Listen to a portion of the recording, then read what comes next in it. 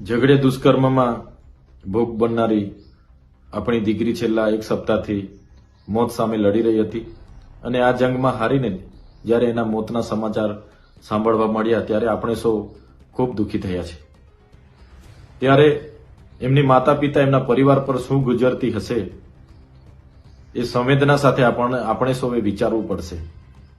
આજે છેલ્લા 10 વર્ષમાં ગુજરાતમાં આવા કેસોની સંખ્યામાં 400 ગણો વધારો થયો છે અને આવા નરાધમોને ફાંસી આપવા કે આ પરિવારને ન્યાય અપાવવા માટે પણ ઘણો વિલંબ થાય છે। આજે પોક્સો જેવા 4375 કેસો આજે કોર્ટોમાં પેન્ડિંગ છે। 2019 ઓક્ટોબરમાં સ્પેશિયલ ફાસ્ટ ટ્રેક કોર્ટો બનાવવામાં આવી ગુજરાતમાં।